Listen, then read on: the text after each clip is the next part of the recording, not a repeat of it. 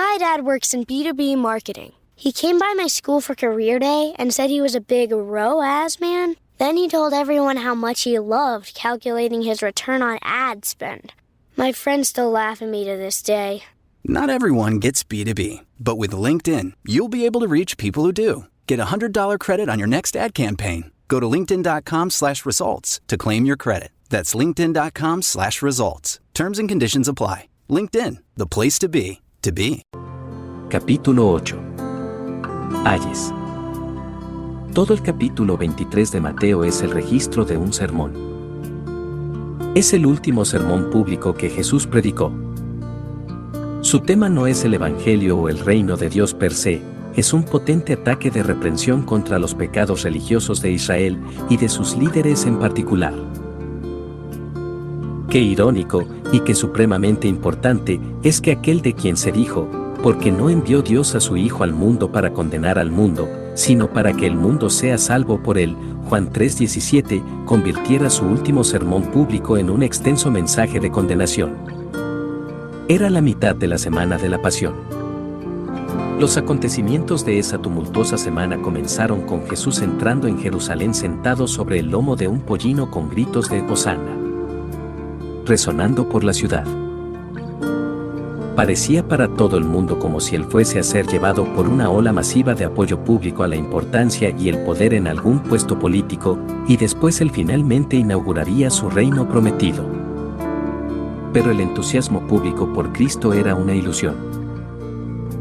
La expectativa que ellos tenían era de un Mesías que rápidamente liberaría a Israel del dominio de Roma y establecería un reino político que definitivamente gobernaría hasta por encima de César. Jerusalén estaba feliz de tener a un hacedor de milagros y la esperanza de un rey conquistador así, pero ellos no querían la dura predicación de Jesús. Se sorprendieron de que él pareciera más interesado en desafiar a sus instituciones religiosas de lo que estaba en conquistar Roma y liberarlos de la opresión política. Estaban atónitos por el trato que él daba a la élite religiosa de Israel, como si fueran paganos. Él pasaba más tiempo llamando a Israel al arrepentimiento del que pasaba criticando a sus opresores. Encima de todo, ellos no comprendían que él se negase a ser el Mesías según los términos de ellos, Juan 6:15. Antes de que terminase la semana, la misma multitud que le aclamó con gritos de Hosana estaría pidiendo a gritos su sangre. No en la casa de mi Padre. La mañana del martes de aquella fatídica semana, Jesús repitió la limpieza del templo. Habían pasado casi exactamente 3 años desde que salió por primera vez a la escena como un profeta con un látigo hecho de cuerdas, expulsando del templo a los despiadados mercaderes de animales y cambistas.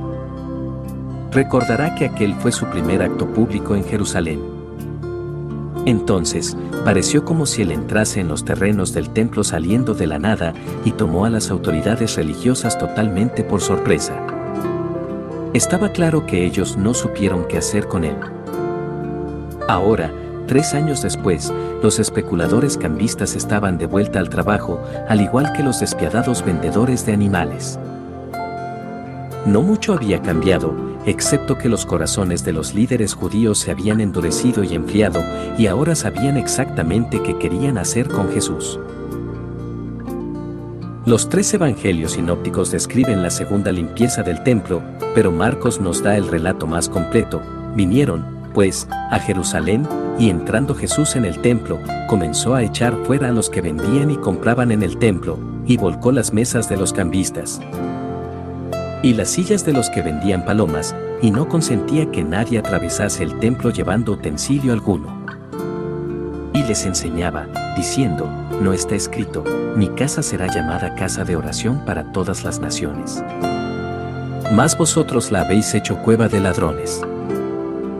Y lo oyeron los escribas y los principales sacerdotes, y buscaban cómo matarle, porque le tenían miedo, por cuanto todo el pueblo estaba admirado de su doctrina. Marcos 11:15-18. Tiene todo el sentido que Jesús concluyese su ministerio estableciendo el mismo punto que estableció en su comienzo. La idea de que él limpiase el templo 2 veces no pone a prueba el sentido común o la credulidad en lo más mínimo. Lo verdaderamente notable es que Jesús no hiciera eso cada vez que visitó Jerusalén a lo largo del curso de su ministerio. Lo hizo solo una vez al principio y después una vez más al final, agrupando su ministerio público. Esas dramáticas demostraciones de la divina autoridad de Jesús destacan su oposición a las instituciones religiosas del judaísmo apóstata. Subrayan la naturaleza profética de su mensaje y explican en sumo grado por qué sus relaciones con los líderes judíos siempre tuvieron un fuerte sabor amargo. Para entonces, los miembros de todos los rangos del Sanedrín, fariseos, sumos sacerdotes, los principales saduceos y los guardias del templo le odiaban más que nunca, pero también le tenían temor, Marcos 11:18, principalmente porque él parecía ser muy popular entre el pueblo. Por tanto, en lugar de arrestarlo allí mismo en las instalaciones del templo, su plan fue estar a la espera de una oportunidad para arrestarlo en secreto. Por eso esta vez Jesús pudo expulsar a los cambistas del templo y alejarse de la escena sin ser desafiado en absoluto. Recordemos que la primera vez que Jesús expulsó a los cambistas, los guardias del templo respondieron demandando que él diera una señal que demostrase su autoridad profética. Esta vez, la respuesta de ellos fue solo de muda sorpresa. Pero mientras ellos permanecían en gran parte en un segundo plano, el Sanedrín calladamente renovaba su resolución de librarse de él, aquella misma semana si fuese posible. Por parte de él, inmediatamente después de expulsar a los cambistas, Jesús más o menos entró en las instalaciones del templo para aquella semana. Los atrios del templo se convirtieron en salón de clase y también oficinas centrales para su ministerio público de enseñanza, justamente delante de las narices del Sanedrín. La mayor parte de Mateo 21 a 25, Marcos 11 a 13, Lucas 19 a 21 y Juan 12 registran lo que él enseñó y cosas que sucedieron durante aquella semana. Los líderes religiosos repetidamente le desafiaron, tratando de atraparlo o confundirlo de alguna manera, y siempre fracasaron. Lucas dice, y enseñaba cada día en el templo, pero los principales sacerdotes, los escribas y los principales del pueblo procuraban matarle. Y no hallaban nada que pudieran hacerle, porque todo el pueblo estaba suspenso oyéndole. Lucas 19:47 a 48. Juan añade esta inquietante nota sobre las multitudes que escucharon la enseñanza de Jesús esa semana, pero a pesar de que había hecho tantas señales delante de ellos, no creían en él. Juan 12:37. Causar impacto. Alguien podría preguntarse por qué Jesús continuó enseñando en los atrios del templo cuando sabía que los corazones de muchos de sus oyentes eran fríos. Él también sabía, sin duda, que su presencia misma provocaba a los líderes judíos y encendía su determinación de destruirlo. Él era totalmente consciente de hacia dónde se dirigía. Un pragmático podría sugerir que él debiera haber mantenido un bajo perfil, quizá hasta pasar a un segundo plano y ministrar de formas menos públicas solamente a las personas que eran receptivas, en lugar de antagonizar continuamente con personas que él sabía que nunca creerían. Después de todo, fomentar peleas como esas posiblemente no haría a nadie ningún bien, ¿no es cierto? Pero como hemos visto de forma coherente desde el comienzo mismo, la verdad le importaba más a Jesús que cómo se sintiera la gente al respecto. Él no buscaba maneras solo de hacer que a la gente le gustase él, llamaba a personas que estuvieran dispuestas a postrarse ante él incondicionalmente como su Señor. Él no estaba interesado en reforzar las creencias de terreno común donde su mensaje se solapase a la perspectiva de los fariseos. Por el contrario, él subrayaba, casi exclusivamente, los puntos sobre los cuales estaba en desacuerdo con ellos. Él nunca actuó como si la mejor manera de alejar a las personas de las condenables herejías de la religión farisea fuese hacer sonar su mensaje lo más parecido posible a las creencias populares de la época. En cambio, él subrayó, y reiteró una y otra vez, los puntos de doctrina que estaban más en desacuerdo con la sabiduría convencional del fariseísmo. Su estrategia francamente no habría sido más bienvenida en las reuniones evangélicas típicas del siglo XXI de lo que lo fue allí en el patio del Sanedrín. Y aún así, de maneras modestas pero significativas, Jesús causó impacto.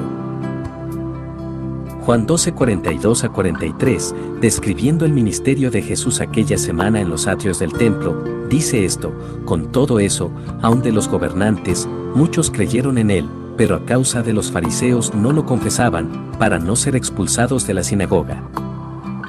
Porque amaban más la gloria de los hombres que la gloria de Dios.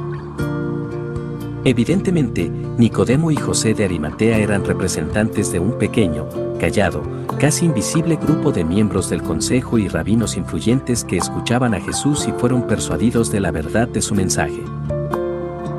Debido a que su amor por los elogios de los hombres estaba tan profundamente arraigado en su perspectiva, ellos se mantenían en silencio. Still getting around to that fix on your car? You got this. On eBay, you'll find millions of parts, guaranteed to fit. Doesn't matter if it's a major engine repair or your first time swapping your windshield wipers. eBay has that part you need, ready to click perfectly into place for changes big and small. Loud or quiet, find all the parts you need at prices you'll love. Guaranteed to fit every time. But you already know that. eBay. Things, people, love. Eligible items only. Exclusions apply. ¿Eran ellos creyentes genuinos, hombres regenerados, o era su fe del tipo falsa, temporal y no redentora? Observemos que Juan no habla muy bien de ellos. Cualquiera que fuera la naturaleza de su creencia, ellos seguían estando más preocupados por su membresía en las sinagogas de lo que lo estaban por Cristo. Parece seguro que la inmensa mayoría de ellos estaban convencidos pero no comprometidos y, por tanto, no eran verdaderos creyentes, al menos, no aún. Algunos de ellos puede que llegasen a la fe verdadera algún tiempo después, quizá tras la resurrección. José de Arimatea y Nicodemo eran fariseos, miembros del consejo, que acudieron a Cristo lentamente y titubeantes pero que al final demostraron su compromiso verdadero con él en un momento decisivo, Lucas 23:51, Juan 19:38-39. Bien pudo haber habido otros como ellos. Pero, aparentemente, algunos de ellos seguían siendo indecisos. La primera crisis doctrinal importante que surgió en la iglesia primitiva provino de algunos herejes que enseñaban que los gentiles que acudían a Cristo no podían ser salvos sin ser circuncidados. Por tanto, ellos convertían las propias obras del creyente, en lugar de solamente la perfecta justicia de Cristo, en la base de una buena relación con Dios, y así corrompían la simplicidad del Evangelio. En Hechos 15 se convocó un concilio para abordar ese error. Lucas registra que los culpables de introducir esta doctrina fueron algunos de la secta de los fariseos, que habían creído, Hechos 15:5. En otras palabras, algunos de los primeros herejes en la iglesia primitiva fueron anteriores líderes judíos que habían sido persuadidos de la verdad sobre Cristo, pero que en lugar de arrepentirse de su propio fariseísmo, habían arrastrado su perspectiva farisaica a la iglesia, corrompiendo el mensaje del cristianismo en el proceso. El amor a los elogios de los hombres estaba tan arraigado en todos sus pensamientos que hasta después de haber sido persuadidos de la verdad, algunos fariseos eran incapaces de perder la orientación basada en las obras de su religión. Por eso el apóstol Pablo era tan enfático en cuanto a su propia ruptura con el fariseísmo. Él describió su anterior religión como basura en Filipenses 3:8. Si el apóstol Juan parece de alguna manera menos que exuberante en Juan 12:42-43 acerca de los miembros del consejo que creyeron pero que se mantuvieron en silencio al respecto, ahora sabemos por qué. Cualquier fariseo que nunca se arrepintiese totalmente de sus propias buenas obras perecería en sus pecados, aun si creía que Jesús era el verdadero Mesías. Y estaba claro en la época en que Juan escribió su evangelio que la falsa fe de tales hombres era ya un problema grande y extendido en la iglesia primitiva, la primera amenaza verdaderamente importante a la pureza del mensaje del evangelio. Entre el pueblo común, la fe falsa y la tibia esperanza mesiánica en Jesús era igualmente un problema importante. Siempre lo ha sido. Recordemos que Juan atrajo la atención hacia el problema desde el principio. En Juan 2:23-24, muchos creyeron en su nombre, viendo las señales que hacía. pero Jesús mismo no se fiaba de ellos, porque conocía a todos. Juan 6 describía en detalle cómo esa fe tibia enseguida dio paso a la hostilidad. Estaba a punto de suceder otra vez, con respecto a esas apreciativas multitudes que escucharon a Jesús con anhelo durante aquella semana final en Jerusalén. Todo el pueblo estaba suspenso oyéndole. Lucas 19:48, debió de haber habido incontables personas que estarían gritando, «Crucifícale». Marcos 15:13, antes de que terminase la semana. Y, sin embargo, había un remanente en ambos grupos, los líderes judíos y el pueblo común, que, o bien eran o bien llegarían a ser verdaderos discípulos. Jesús siguió predicando para beneficio de ellos, aunque sabía muy bien que cuanto más visible hiciese su ministerio ante el ojo público, más se intensificaría la determinación del Sanedrín de crucificarle. El sermón final. El contenido del mensaje de Jesús demuestra, sin embargo, que él enseñaba no solo para beneficio del remanente creyente, sino también como advertencia y enseñanza finales a los líderes judíos mismos. El último sermón público de nuestro Señor tuvo lugar el miércoles de esa semana final. Mateo 23:1 dice que él dio su mensaje a la gente y a sus discípulos.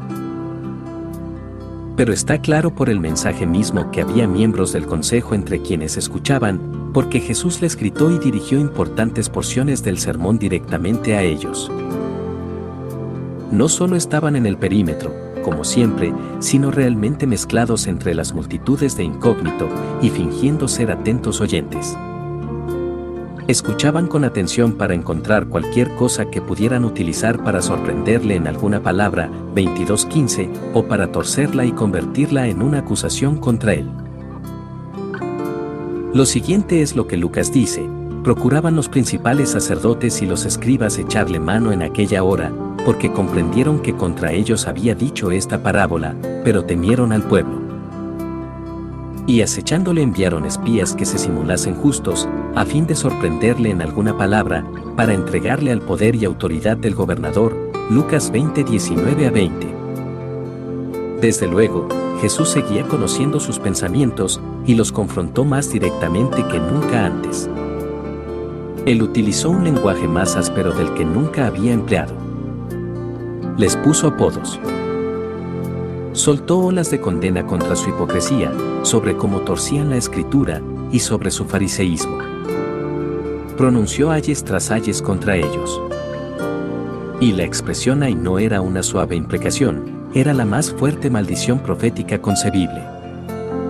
Y uno puede estar seguro de que ellos no pasaron por alto su significado. Como perder amigos y encender a enemigos. Desde sus palabras de apertura hasta su frase final, Jesús fue firme, franco, apasionado e intenso, hasta feroz. Alguien imbuido en los estilos modernos y posmodernos de contextualización podría alegar que su mensaje y su estilo de pronunciarlo eran insensibles y dañinos hacia su audiencia. Eso sería un burdo mal juicio. Sensibilidad implica ser perceptivo a los sentimientos de otros. No hay modo en que Jesús, que podía ver directamente los corazones de los fariseos, pudiera haber fracasado a la hora de percibir lo que ellos sentían. Además, por muy personalmente molesto que pudiera ser encontrarse a uno mismo en la parte receptora de una diatriba como esa, lo que hubiera sido verdaderamente dañino sería que Jesús fingiera que el peligro espiritual que planteaban la doctrina y la conducta de los fariseos no era realmente tan grave, después de todo. Así que, como siempre, Él les dijo lo que más necesitaban oír, declarándoles la verdad con lenguaje llano. Bajo las circunstancias, esa era la mayor bondad que Él podría haberles mostrado. El tenor de sus palabras nos recuerdan que la guerra espiritual es precisamente eso, una batalla. Es un feroz conflicto contra las mentiras espirituales, la doctrina condenadamente errónea y la falsa religión destructiva. Es significativo que Jesús, quien como Dios omnisciente encarnado, era la persona más sensible que caminó jamás en la tierra, y sin embargo en circunstancias como estas, se negó a suavizar el mensaje, a adoptar un tono delicado, o a manejar a sus adversarios espirituales como frágiles almas. Había demasiado en juego.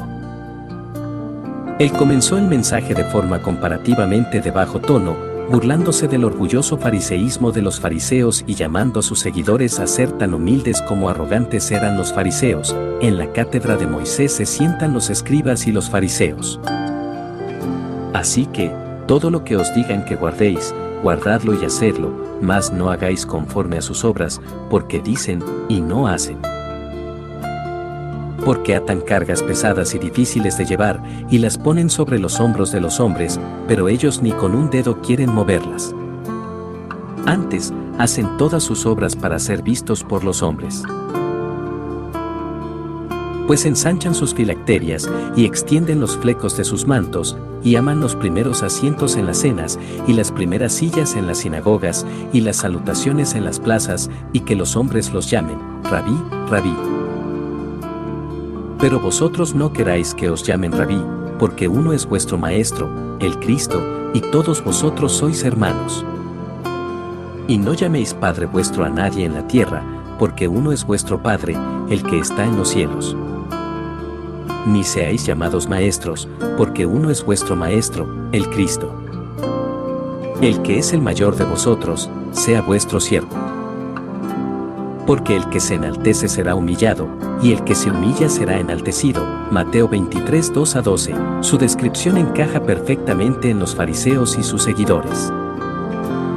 Observemos que Jesús dijo, así que, todo lo que os digan que guardéis, guardadlo y hacedlo, mas no hagáis conforme a sus obras. La práctica de los fariseos era ciertamente un problema más manifiesto que su doctrina. Sin embargo, Jesús no estaba respaldando en general su enseñanza y criticando solo su práctica. Lejos de eso. La raíz del problema era su sistema de creencia, y no solo su conducta. Toda su interpretación de la ley era errónea, tal como Jesús había demostrado en su Sermón del Monte. Ellos confiaban en sí mismos como justos, y menospreciaban a los otros, Lucas 18:9. Y así, todo el fundamento de su soteriología, su punto de vista de la doctrina de la salvación, estaba torcido. Por tanto, Jesús, sin duda, no estaba indicando que los fariseos fuesen doctrinalmente ortodoxos y solamente estuvieran mal en su práctica. Pasó después a exponer algunos de los errores más notorios en su enseñanza antes de que este sermón terminase. Por otro lado, ellos no estaban equivocados en todo lo que enseñaban.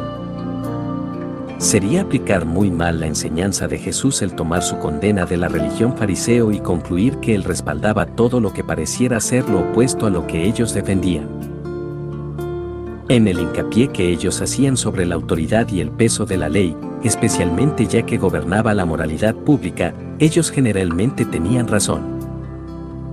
Cuando se trataba de esos asuntos, lo que Jesús aborrecía sobre ellos no era lo que ellos decían que la gente debería o no hacer, era que no vivieran de acuerdo con su propia enseñanza.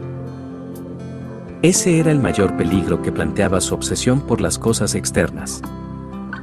Ellos prestaban mucha atención a lo que vestían, pero no tanta a lo que pensaban. Estaban profundamente interesados en cómo eran percibidos por otras personas, pero no tanto en lo que Dios pensara de ellos. Eran apasionados en cuanto a asegurarse de recibir honra terrenal, pero apenas les importaba la honra de Dios. No sean como ellos fue el punto de comienzo de todo el sermón. Después Jesús desvió su atención directamente a los escribas y los fariseos que estaban allí. Ay de vosotros, escribas y fariseos, hipócritas. Y así lanzó una diatriba contra ellos que ocupa el resto del capítulo. Desde ese punto hasta el final del mensaje, Jesús habla directamente a los líderes judíos en segunda persona, su ataque más devastador a ellos hasta ese momento. El sermón es demasiado largo para analizarlo palabra por palabra, pero vale la pena leer toda la parte que fue dirigida directamente a la élite religiosa de Israel, y después destacaremos algunas de las principales características del sermón. Mas, ay de vosotros, escribas y fariseos, hipócritas. Porque cerráis el reino de los cielos delante de los hombres, pues ni entráis vosotros, ni dejáis entrar a los que están entrando. Ay de vosotros, escribas y fariseos, hipócritas, porque recorréis mar y tierra para hacer un prosélito, y una vez hecho, le hacéis 2 veces más hijo del infierno que vosotros.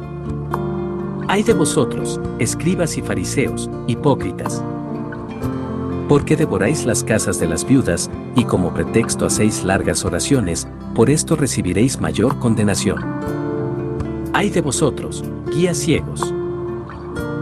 ¿Qué decís? Si alguno jura por el templo, no es nada, pero si alguno jura por el oro del templo, es deudor. Insensatos y ciegos. ¿Por qué? ¿Cuál es mayor, el oro, o el templo que santifica al oro? También decís, si alguno jura por el altar, no es nada, pero si alguno jura por la ofrenda que está sobre él, es deudor. Necios y ciegos. ¿Por qué? ¿Cuál es mayor, la ofrenda, o el altar que santifica la ofrenda? Pues el que jura por el altar, jura por él, y por todo lo que está sobre él, y el que jura por el templo, jura por él, y por el que lo habita, y el que jura por el cielo, jura por el trono de Dios, y por aquel que está sentado en él. ¡Ay de vosotros, escribas y fariseos, hipócritas!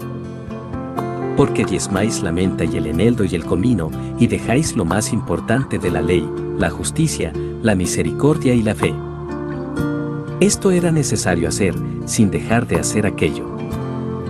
Guías ciegos, que coláis el mosquito, y tragáis el camello. ¡Ay de vosotros, escribas y fariseos, hipócritas!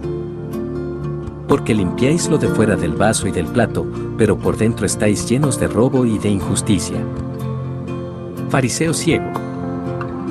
Limpia primero lo de dentro del vaso y del plato, para que también lo de fuera sea limpio.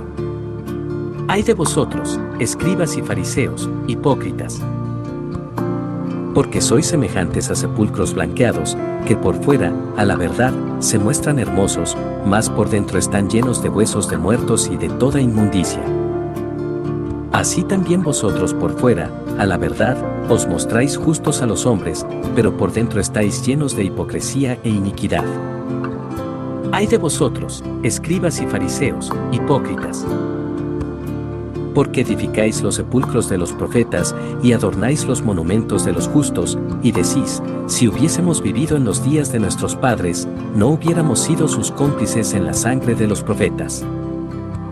Así que dais testimonio contra vosotros mismos, de que sois hijos de aquellos que mataron a los profetas.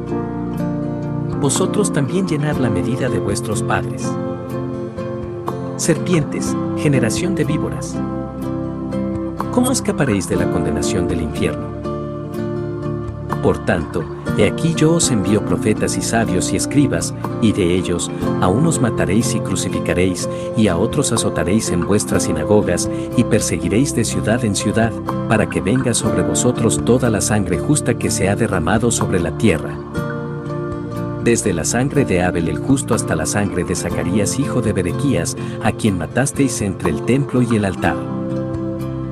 De cierto os digo que todo esto vendrá sobre esta generación, Jerusalén, Jerusalén, que matas a los profetas y apedreas a los que te son enviados. ¿Cuántas veces quise juntar a tus hijos, como la gallina junta sus polluelos debajo de las alas, y no quisiste? He aquí vuestra casa os es dejada desierta. ¿Por qué os digo que desde ahora no me veréis, hasta que digáis, bendito el que viene en el nombre del Señor? Jesús había dicho muchas de esas mismas cosas anteriormente. En una ocasión, un almuerzo privado en la casa de un fariseo se convirtió en un conflicto cuando se hizo obvio que él había sido invitado principalmente a fin de que ellos pudieran observar y criticar cosas como que no observase sus lavatorios ceremoniales.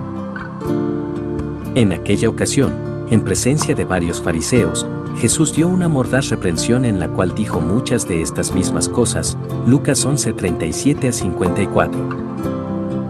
Pero esta fue la primera vez en que está registrado que Jesús hubiera realizado un ataque tan sostenido al judaísmo oficial públicamente, en Jerusalén, en el templo, nada menos. 8 veces pronuncia ay contra ellos. Recordemos que el Sermón del Monte comenzó con 8 bienaventuranzas. Esos pronunciamientos de ayes son el polo opuesto y están en marcado contraste. Son maldiciones en lugar de bendiciones. Y sin embargo, aún en las maldiciones, hay un patetismo que refleja la tristeza de Jesús. Él no está expresando una preferencia por la condena de ellos, porque, después de todo, Él vino a salvar y no a condenar. Juan 3:17. La palabra haya en griego es anematepie, una palabra cuyo significado se deriva de su sonido en lugar de una raíz semántica. Suena como un lamento de tristeza o de dolor. Es un paralelismo verbal en una sola palabra del lamento de Jesús por la ciudad entera, Lucas 19:41-44, reflejando el mismo tipo de tristeza. Esa tristeza, creo yo, es un reflejo del corazón de Dios y no meramente una manifestación de la naturaleza humana de Jesús. Dios no se agrada en la destrucción del malvado, Ezequiel 18:32, 33:11. Por otro lado, la profunda tristeza de Jesús por la tibia rebelión de los fariseos no le movió a suavizar sus palabras o a amortiguar la realidad de la calamidad espiritual que ellos habían causado sobre sí mismos. Si en algo, esa fue la razón de que Él les diese este mensaje final con tal pasión y urgencia. La otra palabra que domina este sermón, además de ayes hipócritas, que igualmente aparece 8 veces. En el curso de pronunciar esos 8 ayes, Jesús abordó muchos de los errores doctrinales y prácticos que ilustraban lo deplorables hipócritas que eran ellos. Entre ellos se incluían su pretenciosa oración, sus erróneos motivos para ministrar a otros, su tendencia a jurar casualmente por cosas que son santas, además del correspondiente hábito de jugar a un tira y afloja con sus votos, su enfoque equivocado de las prioridades, mediante el cual habían elevado oscuros preceptos ceremoniales por encima de la ley moral, y sobre todo, su alegre tolerancia de muchas manifiestas, y con frecuencia absurdas, manifestaciones de hipocresía. Otra característica que hace que este sermón destaque es el liberal uso que Jesús hace de epítetos derogatorios. A quienes piensan que poner motes es inherentemente no cristiano y siempre inapropiado les resultará muy difícil este sermón. Además de las 8 veces que Jesús enfáticamente les llama hipócritas, les llama guías ciegos, necios y ciegos, fariseos ciegos y serpientes, generación de víboras.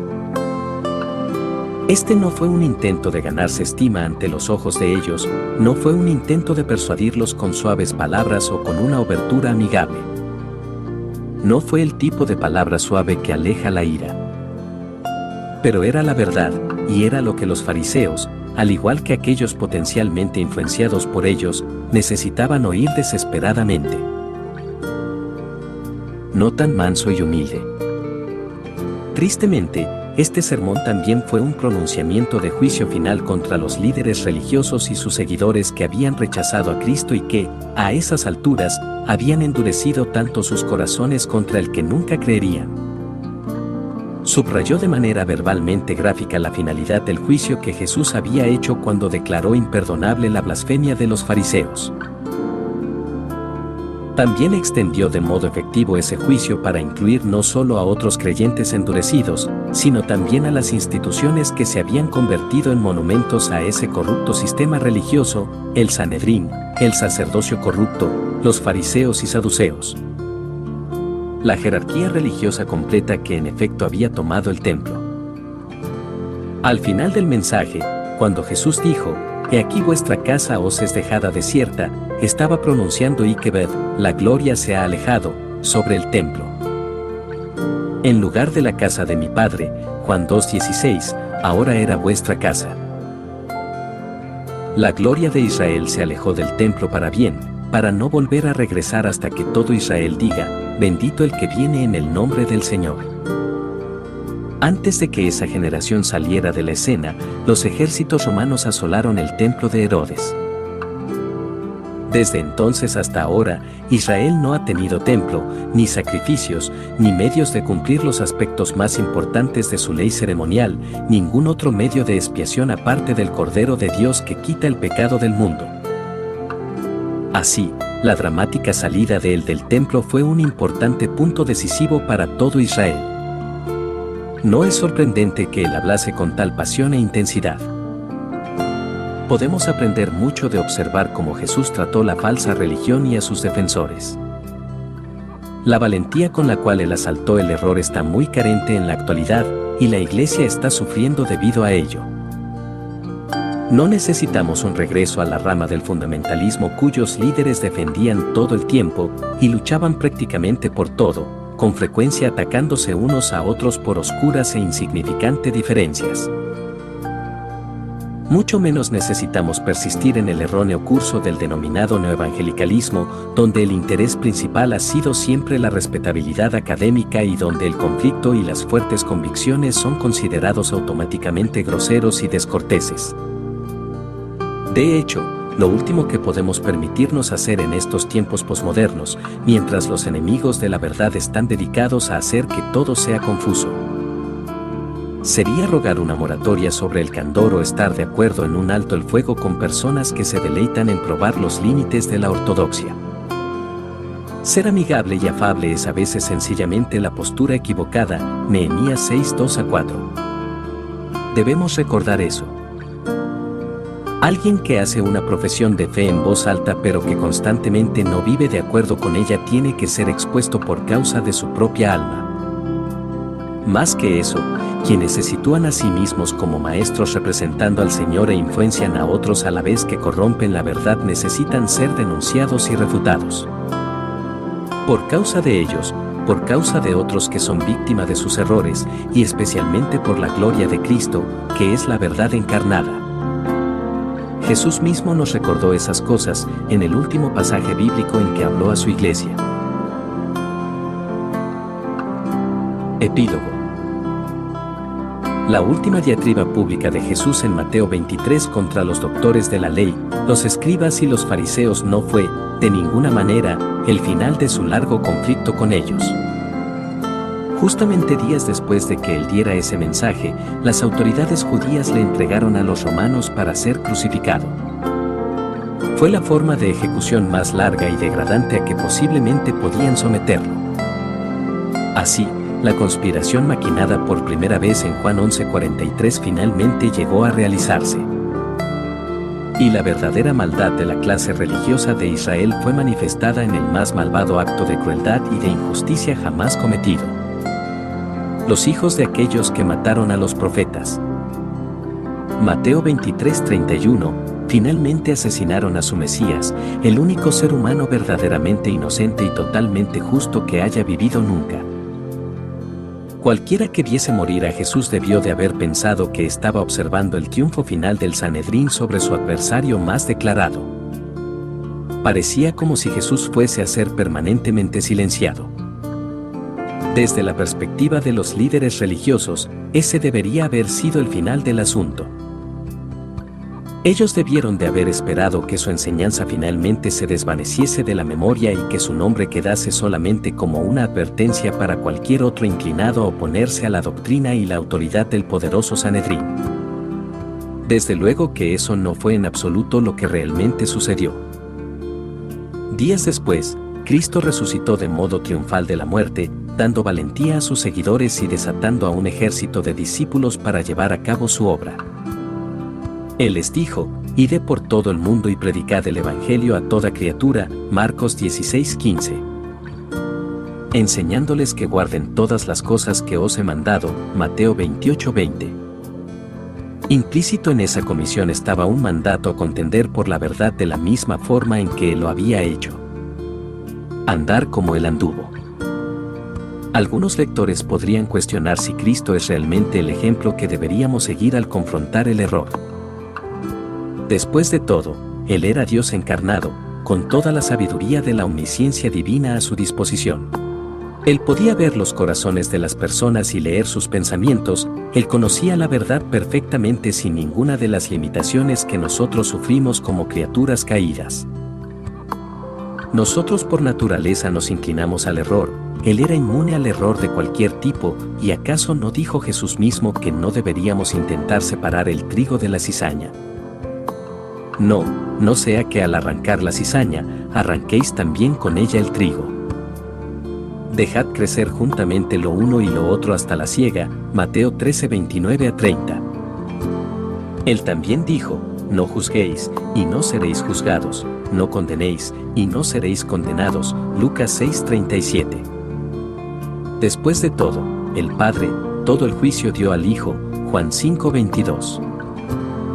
¿Quiénes somos nosotros para adoptar ese papel y usurpar la autoridad que explícitamente es dada a Cristo?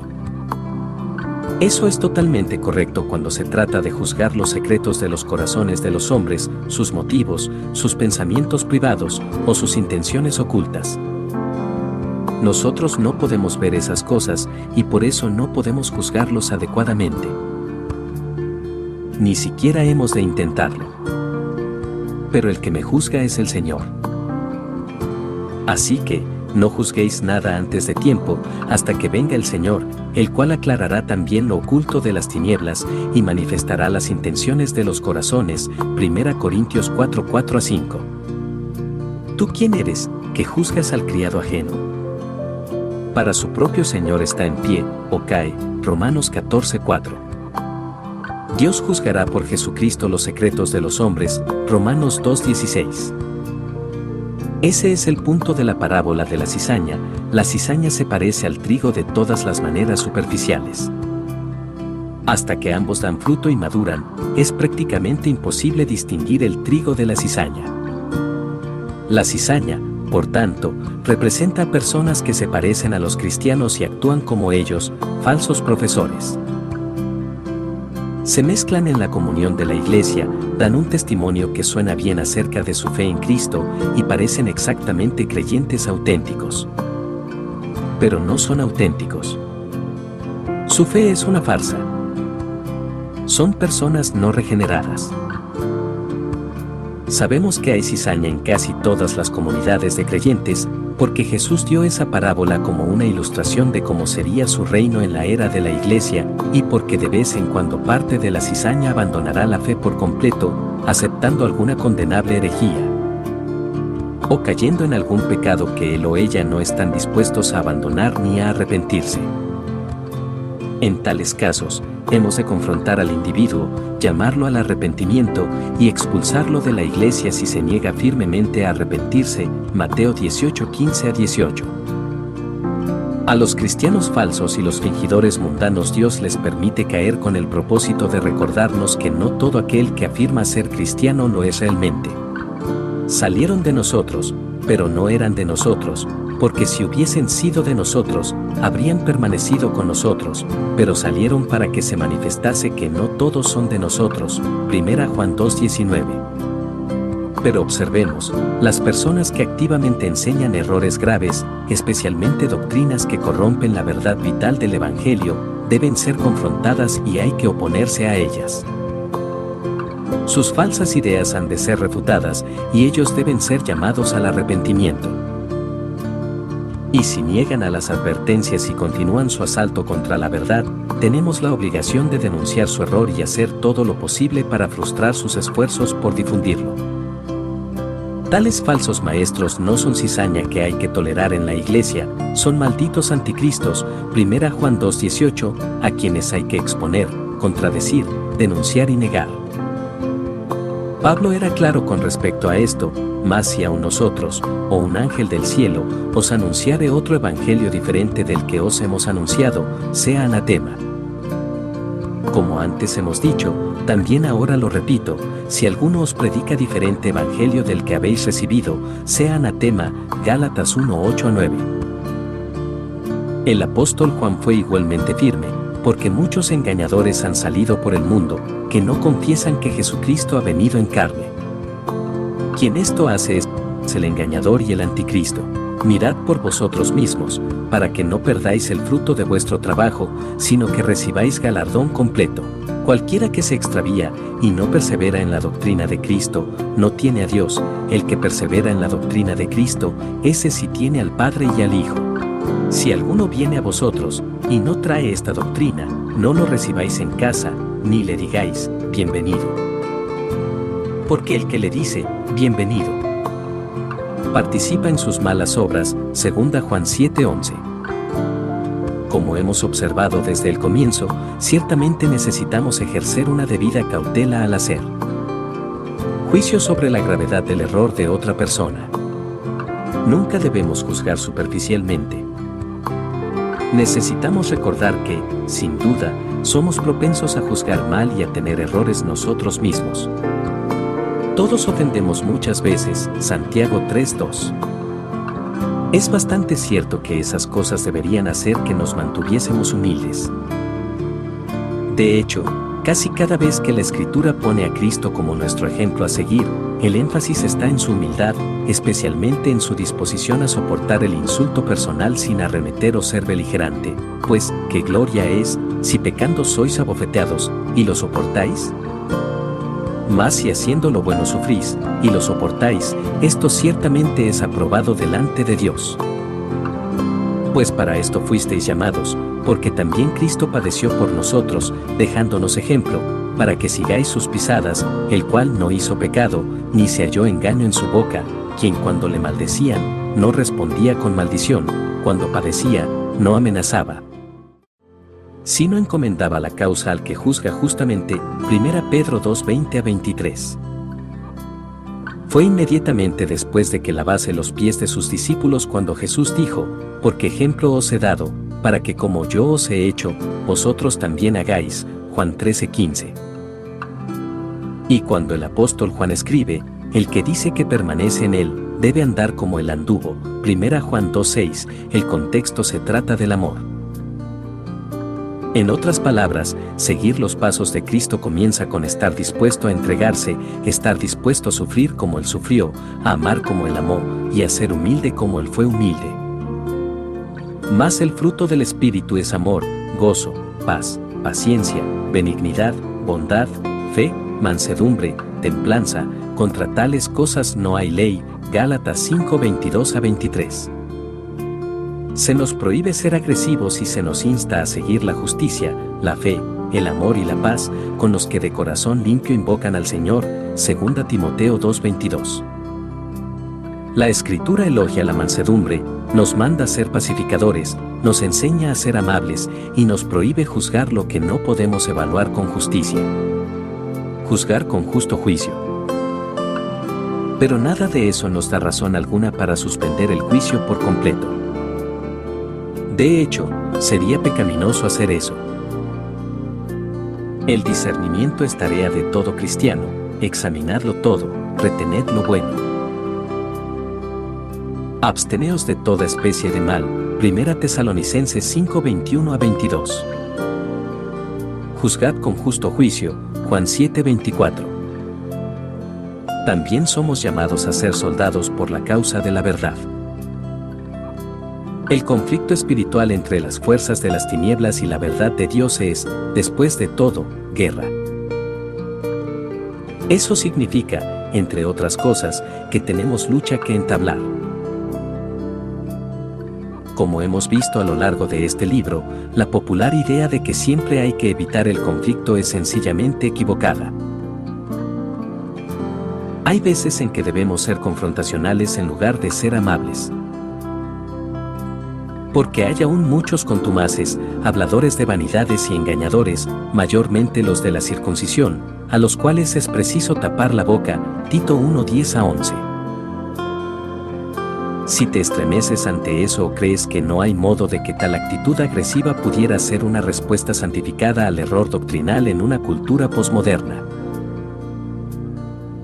necesitas revisar y volver a pensar lo que dice todo el Nuevo Testamento sobre los falsos maestros y cómo los cristianos deberían responderles, especialmente desde el punto de vista de Jesús.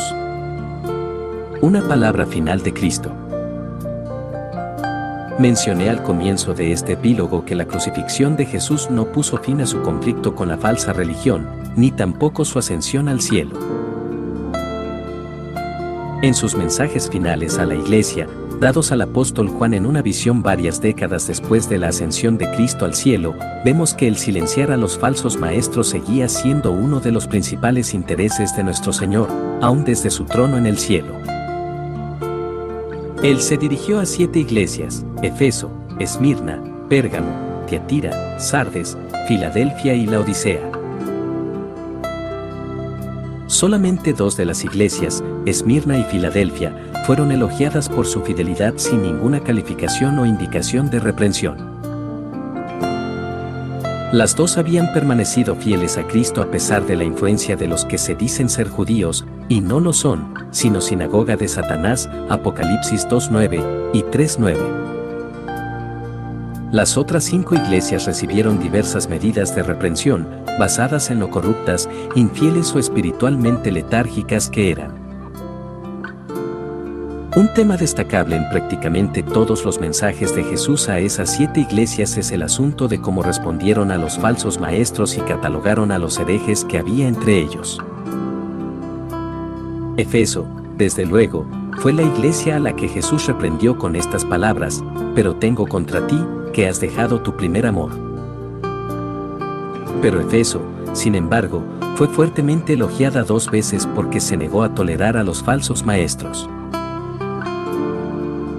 Antes de que les advirtiera sobre dejar su primer amor, Jesús los alabó por su firme resistencia a los falsos apóstoles: yo conozco tus obras, y tu arduo trabajo y paciencia, y que no puedes soportar a los malos, y has probado a los que se dicen ser apóstoles, y no lo son.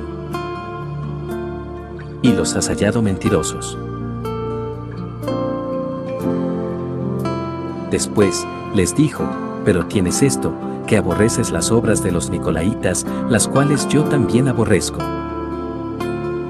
La carta a Pérgamo fue básicamente el lado contrario a ese mensaje a Efeso.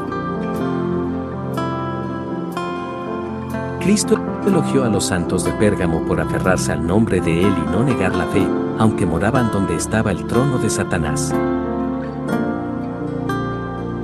En otras palabras, ellos habían perseverado con éxito en la fe a pesar de las externas amenazas de persecución. Contrariamente a Efeso, ellos no habían dejado su primer amor. Sin embargo, Cristo tenía una lista de reprensiones para ellos, y todas estaban relacionadas con su tolerancia de la falsa doctrina en medio de ellos. Era como si ellos fuesen totalmente insensibles a los peligros internos que llegaban con una actitud tolerante hacia las doctrinas desviadas. Él escribió: pero tengo unas pocas cosas contra ti, que tienes ahí a los que retienen la doctrina de Balaam. Y también tienes a los que retienen la doctrina de los Nicolaitas, la que yo aborrezco. Igualmente a Tiatira él escribió: pero tengo unas pocas cosas contra ti, que toleras que esa mujer Jezabel, que se dice profetiza, enseñe y seduzca a mis siervos. La iglesia en Sardes estaba espiritualmente muerta, y la iglesia en la Odisea era tibia y engreída. Esas iglesias claramente habían perdido su voluntad de oponerse a la falsa doctrina y de purgar el pecado en medio de ellas. Su falta de celo, su falta de energía, y, en el caso de Sardes, su falta de cualquier vida era un resultado directo de que no se hubieran mantenido puras ni ellas ni su comunión. No habían estado suficientemente en guardia contra la falsa enseñanza y, por tanto, no habían seguido siendo devotas solamente a Cristo. Las advertencias que Cristo les hizo son escalofriantes recordatorios de que las iglesias iban mal. Cuando eso sucede, casi nunca se debe a que sucumban a peligros desde el exterior, más bien, casi siempre se debe a que han bajado la guardia y han permitido que la falsa doctrina se difunda libremente dentro de la iglesia. Llega la apatía, seguida inevitablemente del desastre espiritual. Está claro por esas cartas a las iglesias en Apocalipsis que batallar contra la herejía es una obligación a la que Cristo espera que todo cristiano se dedique. Nos guste o no, nuestra propia existencia en este mundo implica guerra espiritual, no es una fiesta ni un picnic. Si Cristo mismo dedicó gran parte de su tiempo y su energía durante su ministerio terrenal a la tarea de confrontar y refutar a los falsos maestros, seguramente eso debe estar también en un primer lugar en nuestra agenda. Su estilo de ministerio debiera ser el modelo del nuestro, y su celo contra la falsa religión debiera también llenar nuestros corazones y nuestras mentes.